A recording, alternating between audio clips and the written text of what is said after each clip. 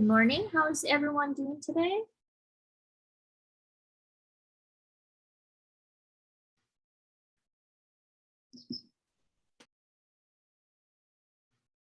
Hey, I'm doing well, thank you. Okay, so today we're doing lab 6 conserved quantities for week 7. We're already almost halfway done with our semester, and some of you may have a midterm coming up if it's not happened already. And starting from this lab, you will notice that our lab will be a little bit ahead of our lectures.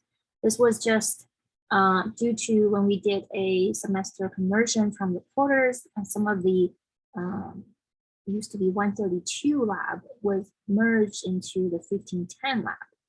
So in order to be able to do these labs, then some of these labs are happening a little bit sooner. Okay, so conservation of momentum.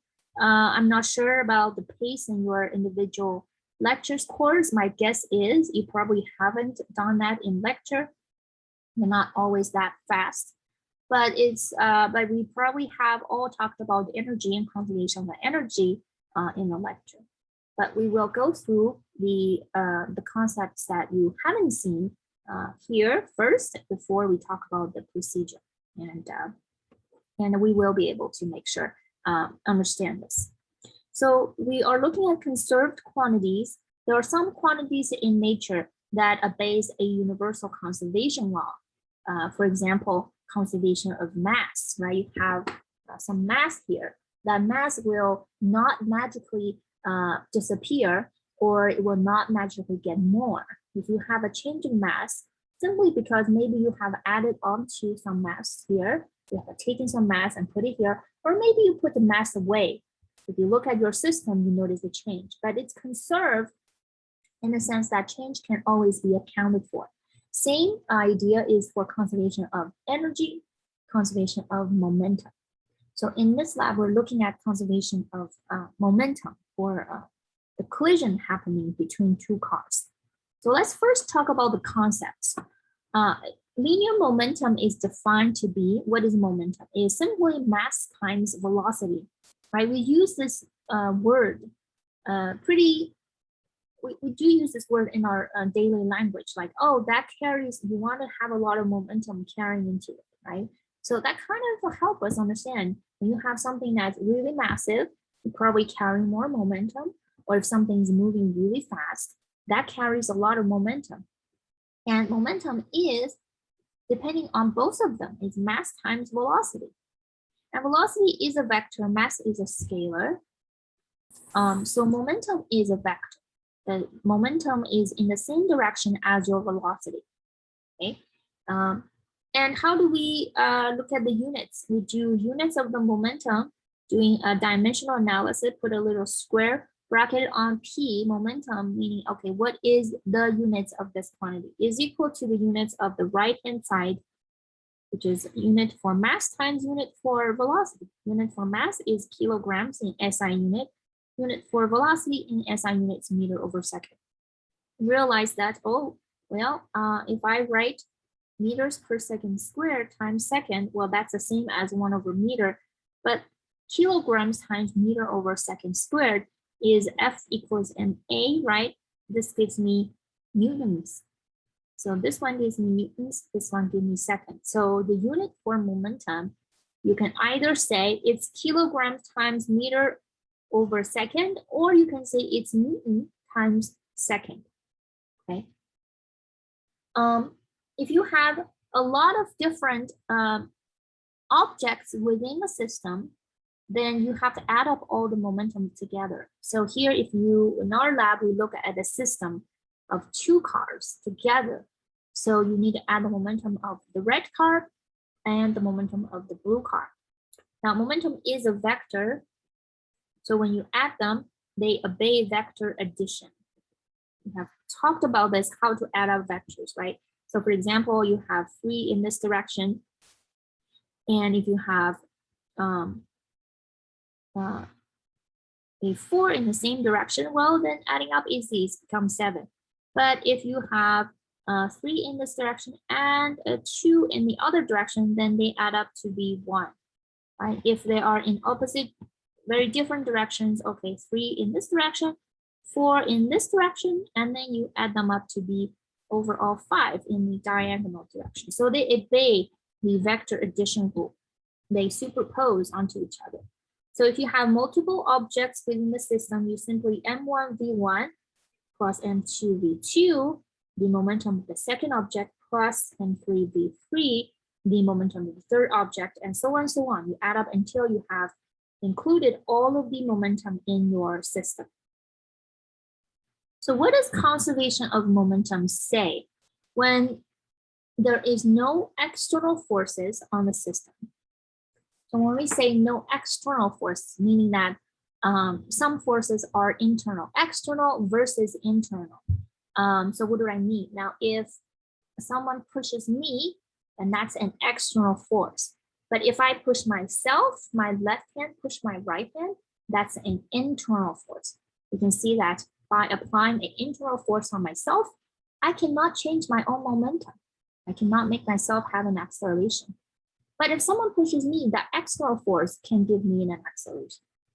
Okay. Also, when you have an explosion, for example, let's say for example, you can have a cannon and shoot out a projectile. Then there must be some forces within, right? You got this boom, but that force is internal. It's within the cannon and the projectile system.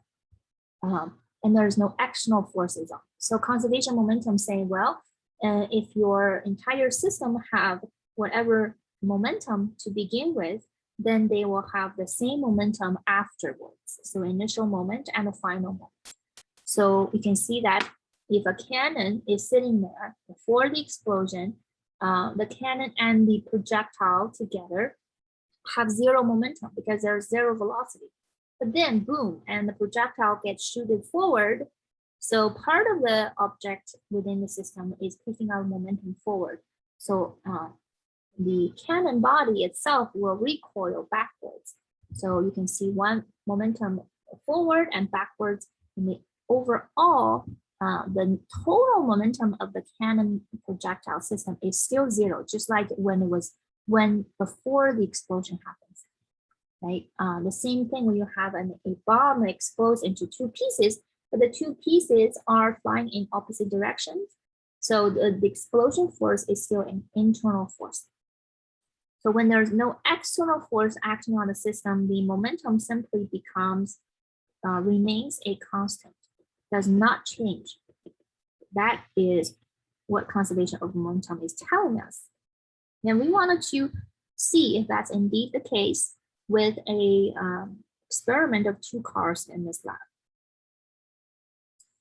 Other than looking at the momentums, this lab also looked at kinetic energy. Now, I'm sure that most of you probably have covered this in your lecture course already. Now, the definition for kinetic energy is simply, well, if you're moving, you have kinetic energy, the energy associated with motion. So it's defined to be 1/2 times the mass of the object times the velocity of the object squared. Now, kinetic energy is a scalar. It's not like momentum. It does not have a direction. It simply is a number. And when you add up different parts of the kinetic energy of the system, well, adding up scalars are easy, right? It's just some number plus some number plus some other number. It's not like momentum. You have to consider the directions. In terms of the units for energy, well, we can do the same unit analysis for energy, which is 1/2 times the unit for mass times unit for velocity squared. 1/2 is a constant. It is a dimensionless quantity. So when you look at the dimension or the units, it's become 1. Mass give you kilograms in terms of its units, and velocity give you meters over second, but it's square, so meter squared over second squared. So that is also considered 1 joule for the units of kinetic energy. Okay, so that's probably something you have already covered. The mechanical energy refers to both kinetic and potential energy. So potential energy is referring to and depend on how high you are above the reference point. If it's the ground, if you're above the ground, then there is some potential gravitational potential energy. But our experiment has two cars that's moving level, level track. It never go up or down. So you don't have to think about gravitational potential energy. All you need to consider is the kinetic energy of the cars. There are two types of collisions we evaluate. So collision is a process, right? During that process, we want to see whether, first of all, momentum remain a constant. Second of all, does kinetic energy remain a constant? So there are two types of collision. One type is when you have a bouncing collision, the magnetic ends of the two cars are facing each other. So when the blue car approach the red car, they simply, blue car will bounce off and red car move forward. So it's like this comes in and then they move out.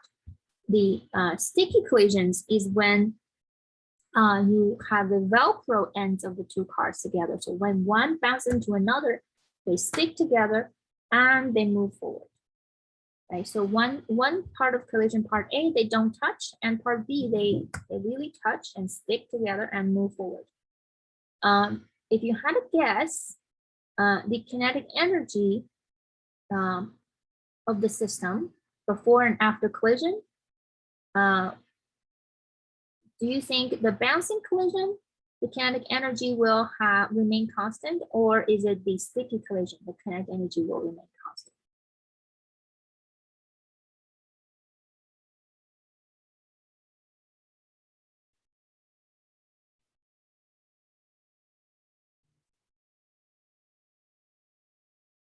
So for the sticky collision, you can see that during that collision, they touch, you probably have some deformation, you probably have some heat and sound. All of that will have some energy loss. You probably have a lot more energy loss for a sticky collision. So if you measure the kinetic energy of the system before the collision and after the collision, for the sticky collision, they will really have a significant kinetic energy loss before and after. But for the bouncing collision, we are expecting a minimum loss.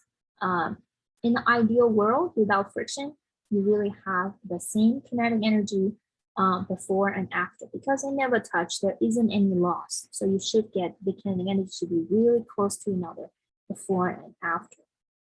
Okay, so let's first now go to our pre-lecture and go through how do we do these calculations before we look at the different procedure for the lab videos. So this is our pre-lecture. So set up exactly as how we are going to, similar to what we're going to do in the lab. You have one car, mass is given, and bouncing into another car that was stationary at first and is approaching the car 2 is 1.5 meters per second. Mass 2 is given, okay, after collision. So this is 1.5 meters per second. This is 0.2 kilos. This was 0.8 kilos. It bounces back with 0.9 meters per second, and car 2 also moved forward with 0.6 meters per second. So these information is given. So let's see. How do we find this information? The total initial momentum. So we have talked about momentum to be defined as mv. So if you have the total momentum of a system is momentum of the first car plus momentum of the second car. So m1 v1 plus m2 v2. So we defined to the right to be positive. So let's do the first one. To find the total initial momentum, P initial is the first car's initial velocity, right? M1 v1 initial plus M2 v2 initial, because you got two cars in your system. Oh, we know M1, 0.2 kilos. Okay, what is V1 initial? What is V1 initial? What is the initial velocity of the first car? 1.5 meters per second. Perfect, thank you. It's 1.5 meters per second. And you can see that it's in the positive direction. So here I'm simply multiply that positive speed, okay? Positive value. And M2 is 0.8. Do I know V2 initial? No. Is there any information that is giving us about V2 initial, the initial velocity of the second car? So initial meaning before the collision happens. What is the second car doing? It's not moving, so the velocity is 0. Very good. It's 0. It was stationary. So I can quickly calculate my initial momentum of the system is 0.3 kilometers per second. Okay. That's it. So let's do the second part. Total final momentum. P final is again 2 cars. The difference is now these 2 cars are moving with different velocity after the collision. So M1 V1 final plus M2 V2 final. So M1 is still the same mass. How should I represent V1 final? What is V1 final? Yes, I'm sorry.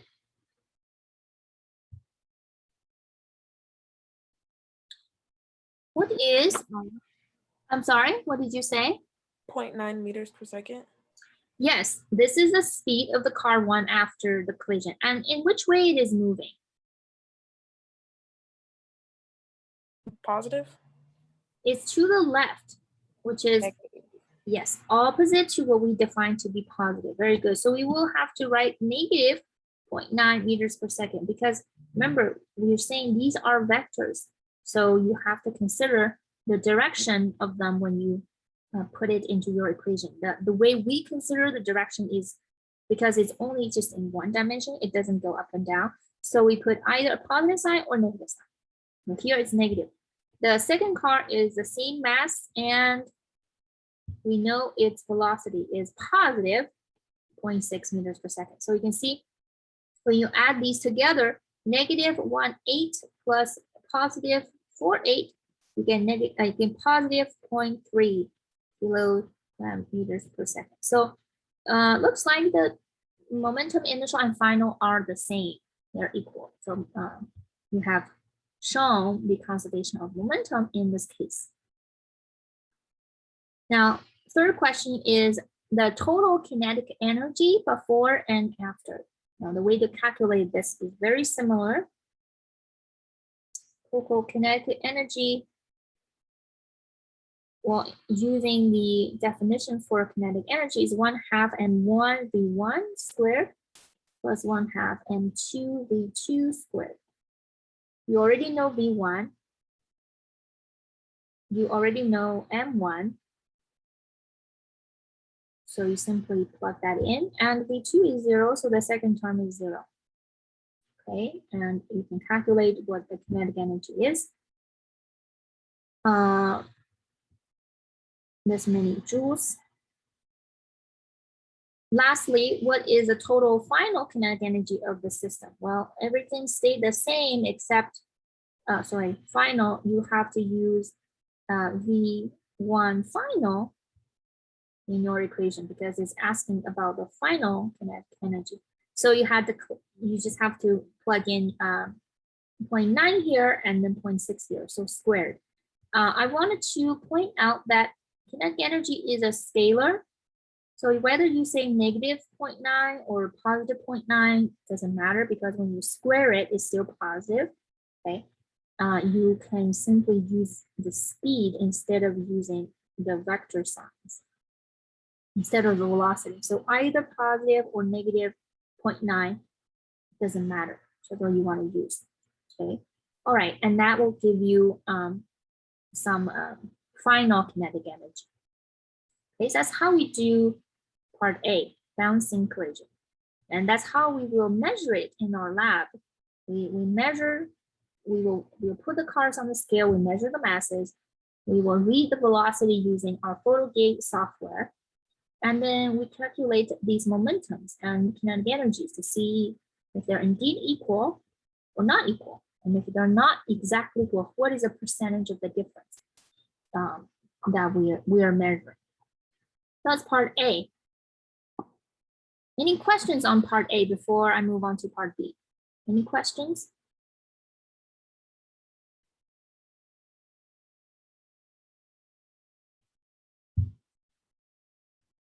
All right, so part B, they stick together.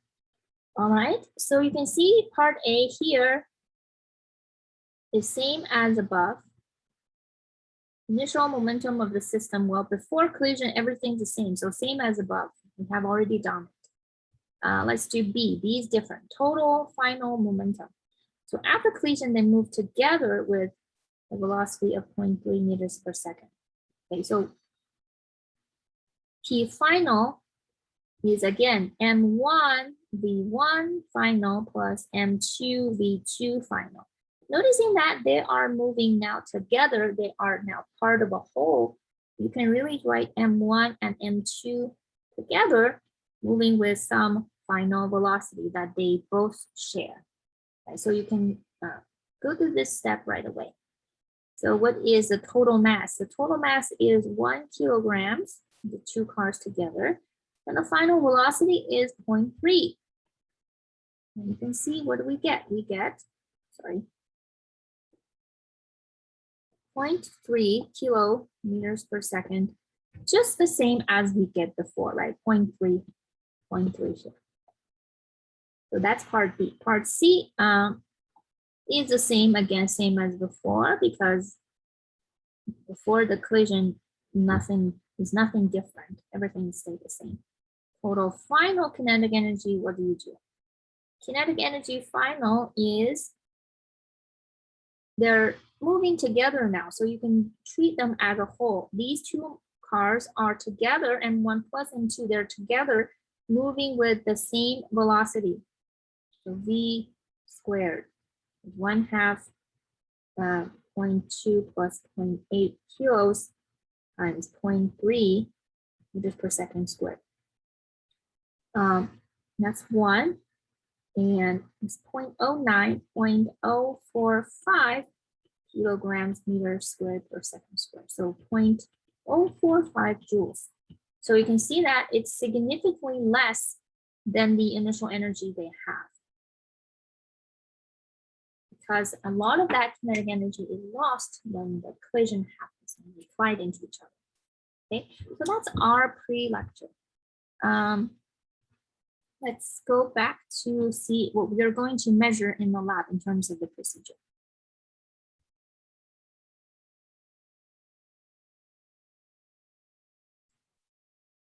You can see that the mass of these cars are already given to you. It is also in the video, but it's not very clear. So I'm just simply taking these data, and you can use these data for the masses. Now what you need to record from the video is the speed. So 3 different speeds you need to record. One is the initial velocity of the blue car, and the final velocity of the blue and the red car. So 3 data you have to record. Okay, so let's go ahead and take a look at the video.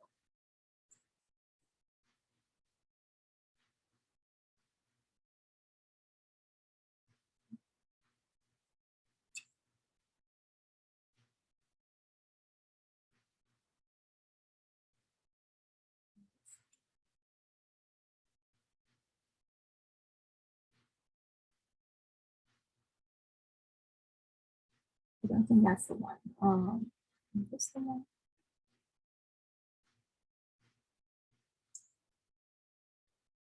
Right, can you guys see the video or no? Yes. You could? Okay. And do you see it in full screen now? Yes. Okay, all right, perfect. So let's see what they're doing. The grams will be on the red car. For inelastic sticking collisions, we use the Velcro side. For the elastic bouncing collisions, we use the magnetic side. The magnets are mounted so that the same pole is opposing each other. We will set the number of triggers to 2. This will allow us to run a fun trial at the end of part A.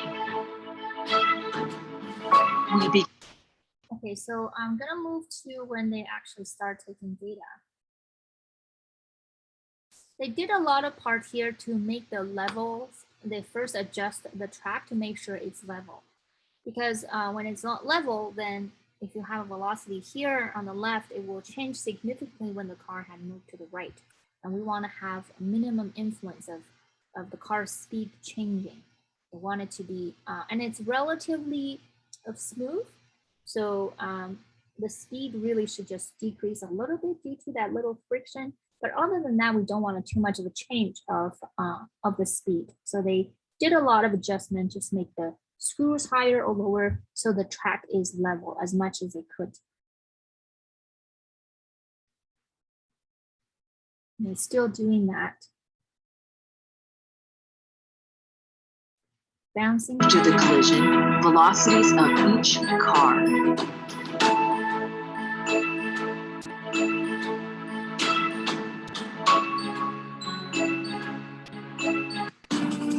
Sorry, I lost. And are Let me go back to that data.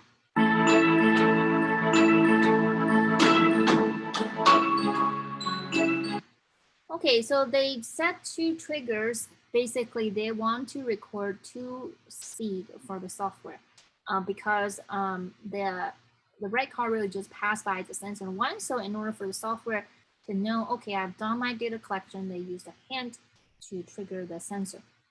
So let's try to read the information from this data. What if I ask you, okay, what is the initial velocity of the blue car? What would you say? Which one of this number? 57. 57.6, very good. The first row on your right-hand side is when the blue car first passed by the sensor, very good. So 57.6 is units centimeters per second, is the speed of the blue car. Okay, what if I ask you, what is the final velocity or final speed of your blue car? 36.5. So if it's the blue car, it's still going to be recorded by the same sensor. Oh, so 15.53. Yes, that is your speed for the blue final after the collision when the blue bounces back. So it triggers the sensor again. Okay, what is the initial? It's not, I will tell you, it's not written here. What is the initial speed of the red car? 0. 0, it was stationary. What is the very good? What is the final speed of the red car? The 36.5. Very good. The first row, first data point. The second 55, ignore that. That's when the hand triggers the sensor to tell the computer to stop. Very good. So you will put these data into your data sheet. You notice that what we record is simply the speed. When you calculate the velocities, when you calculate the momentum, you are using velocity, which direction matters. So when you put it into your equation, which one of those speed you should have a minus sign in front of it when you calculate momentum?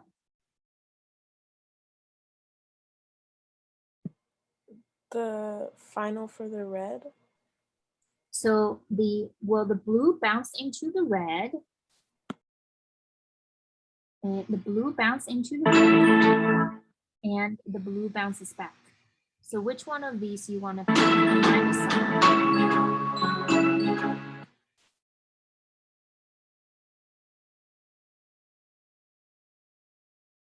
So if we set to the left-hand side is positive, right? Blue is moving to the left. Red after collision still move to the left. Blue is being bounced backwards to the right. So which one of these numbers we should add a minus sign? The final speed or the final velocity for the blue. Perfect. It's the 15.53. You want to add a minus sign when you calculate your momentum. Okay, so they will just do this, continue to do this for all of this lab, and you can record the speed and calculate your momentum and your kinetic energy. Now let's take a look at the second part B in this data.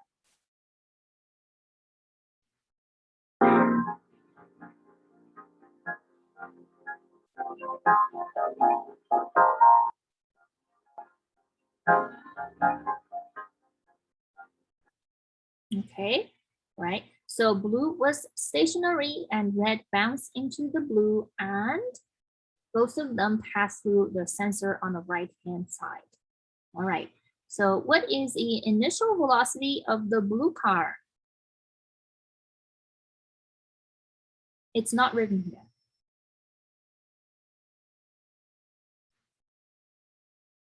Zero. It's 0, very good. What was the initial velocity of the red car?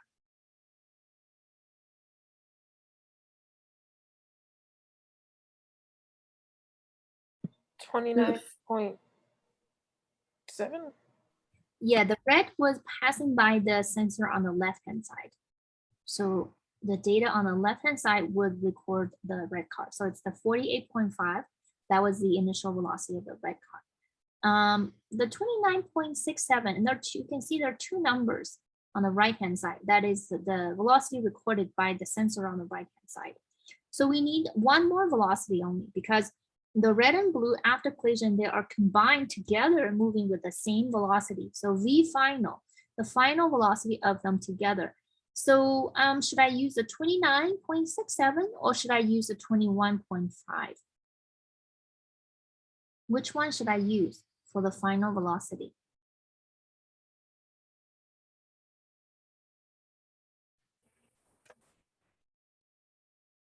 The first one?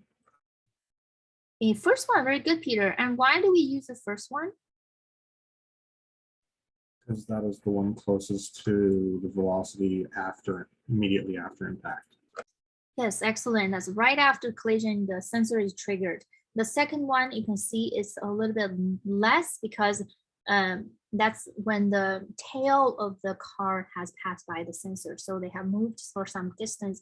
And because our track is not completely friction-free, you notice that they have slowed down a bit. So to make it accurate, you need to record the data right after the collision. So that's the most accurate information. Very good.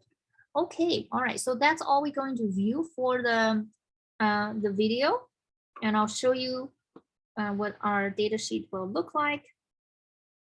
So you have already seen, right? You the lab that you know which data to put in for the speed of the blue initial and final.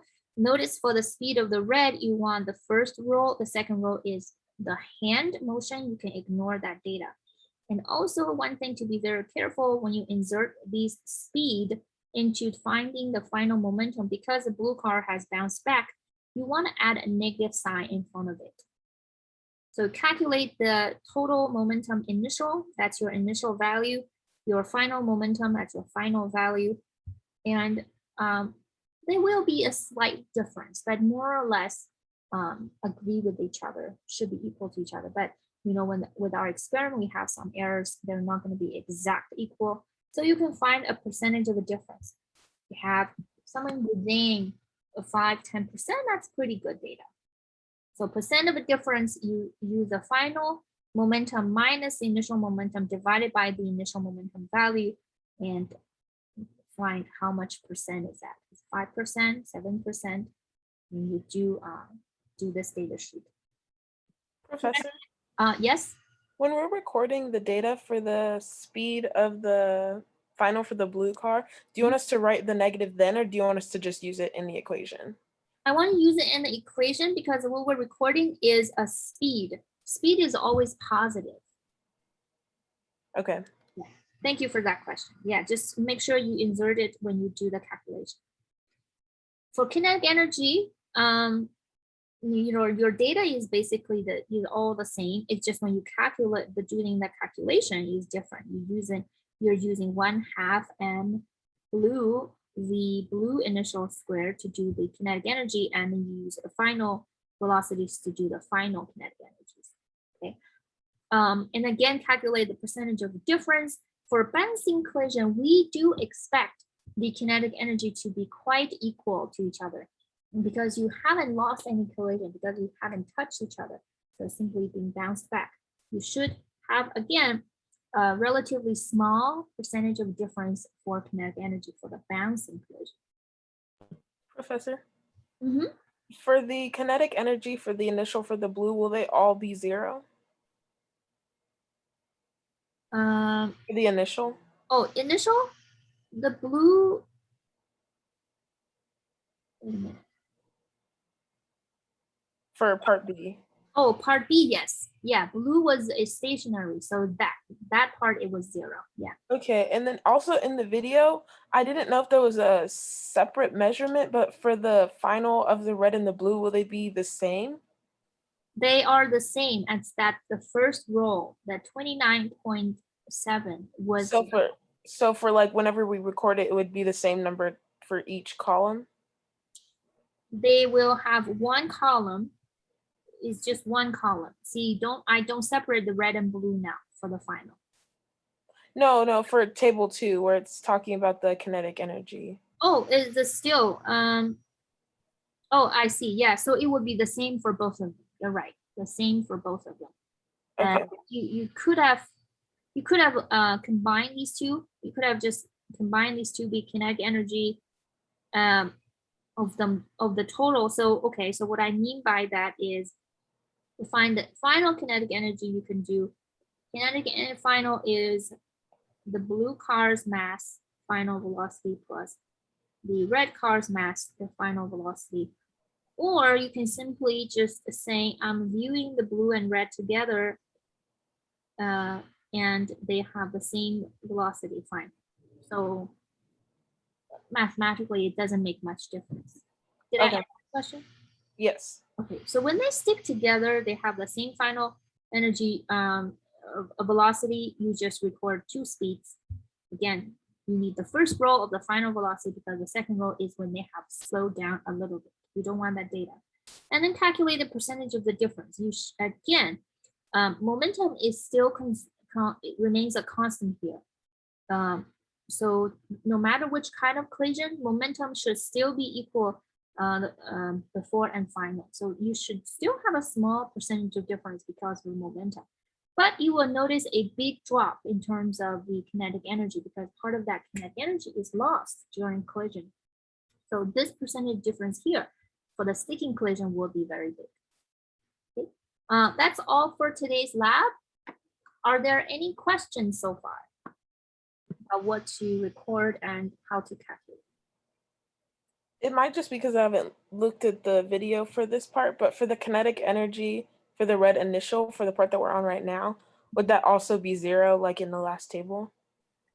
And for the part B, they use a red to bounce into the blue. So the blue has the initial of 0, but the red had a data that's being recorded by the sensor. Okay. Yeah. Mm-hmm. Any other questions?